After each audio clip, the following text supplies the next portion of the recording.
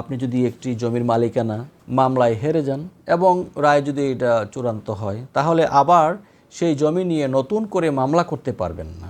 এইটা হচ্ছে সেকশন 40-র মূল স্পিরিটটা। আসসালামু আলাইকুম প্রিয় দর্শক, কেমন আছেন আপনারা? আশা করি ভালো আছেন। আমি ফরহাদউদ্দিন আহমেদ বি advocate, appellate division, supreme court of Bangladesh. স্বাগত জানাচ্ছি আপনাদেরকে সাক্ষ্য আইন অর্থাৎ এভিডেন্স অ্যাক্টের ধারাবাহিক আলোচনার 6ষ্ঠ পর্বে। আপনি কি জানেন প্রিয় দর্শক, আদালতে দীর্ঘ দলিল বা পূর্বের রায় সবসময় পুরোটা পড়ানো হয় না, শুধু যেটুকু প্রয়োজন সেটুকুই প্রমাণ হিসাবে গৃহীত হয়।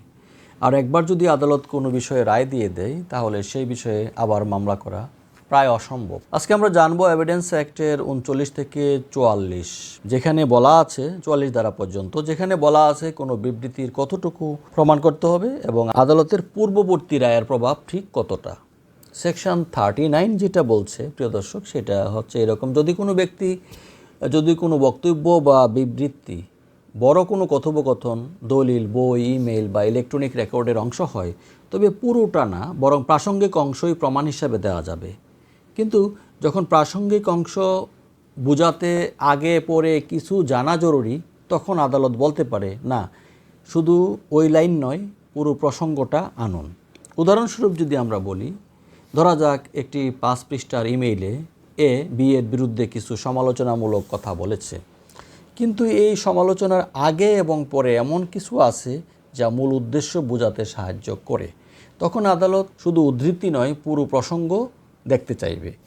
এটি আদালতের সময় বাঁচায়, কিন্তু একই সাথে ভুল বোঝাবুঝি ঠেকায়। সেকশন 40 অর্থাৎ 40 দ্বারা মূলত একটা বিষয় নিয়ে ক্লিয়ার করে দেয় যে একই বিষয়ে যদি পূর্বে রায় হয়ে চূড়ান্ত হয়, সেই বিষয় নিয়ে আবার নতুন মামলা বা বিচার করা যাবে না।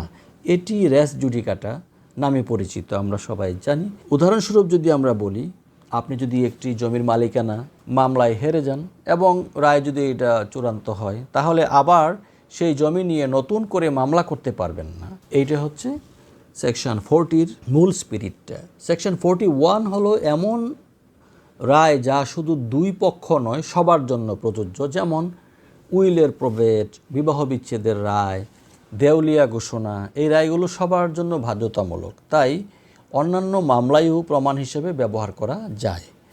আর সেকশন 42-তে যেটা বলছে এভিডেন্স অ্যাক্টের, যে সেকশন 41 বাদে অন্য রায়গুলোও প্রমাণ হতে পারে যদি একই বিষয় এবং একই পক্ষের মধ্যে তা হয়, রায় চূড়ান্ত হয়, বর্তমান মামলার সত্যতা প্রমাণে সহায়ক হয়, এমনটা হতে হবে।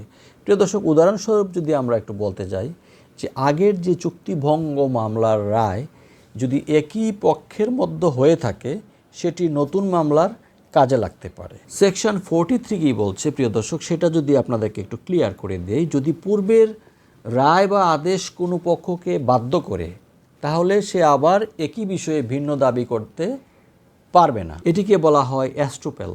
এটা আমরা অনেকেই জানি। এককভাবে বলতে গেলে আদালত বলে দেয়, এই বিষয়ে তুমি কথা শেষ করেছ, এখন নতুন দাবি চলবে না। সেকশন 44 এটি একটি গুরুত্বপূর্ণ কারণ। এটি বলে দেয় যে যদি প্রমাণ হয় কোনো রায় এসেছে প্রতারণা, অযোগ্যতা বা প্রক্রিয়াগত ভুলের মাধ্যমে, তাহলে সেই রায়কে চ্যালেঞ্জ করে বাতিল করা যাবে। এটি ন্যায় বিচারের শেষ ভরসা। আজ প্রিয় দর্শক, আমরা জানলাম সেকশন 39 প্রাসঙ্গিক অংশই প্রমাণ, তবে প্রয়োজন হলে প্রসঙ্গসহ।